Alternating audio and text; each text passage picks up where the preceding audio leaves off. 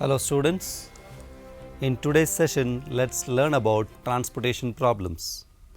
You have already learned about linear programming problems in the previous classes.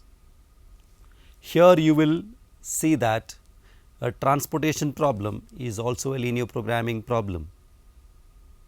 Now let's have a look at what a transportation problem is. A transportation problem deals with a special class of LPP in which the objective is to transport a commodity from several sources or origins or factories to destinations or capacity centers or demand centers at minimum total cost.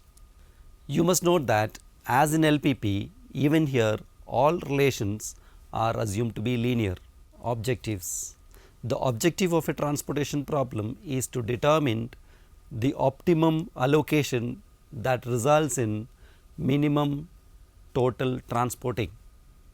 Steps in solution of a transportation problem.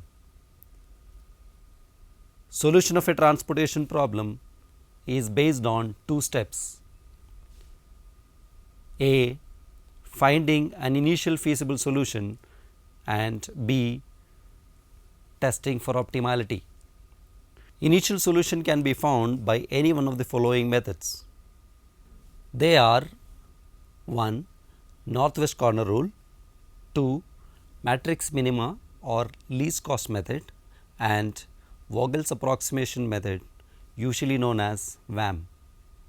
Let us now look at these methods. Northwest corner rule. It is the simplest method. In this method, we start with the northwest corner cell for shipment and make as large a shipment as possible in that cell. This process is continued and ends when all supply and demand values are exhausted. Matrix minima or least cost method. Under this method, allocations are made starting from the cell with the lowest cost and the next lowest cost and so on. Vogel's approximation method. This method gives better initial solution in terms of transportation cost and does not neglect the cost. Given a balanced transportation problem, calculate the penalties for each row and column. We then identify the row or column having the largest penalty and allocate the maximum quantity to that particular cell. Continue the process till all allocations are completed.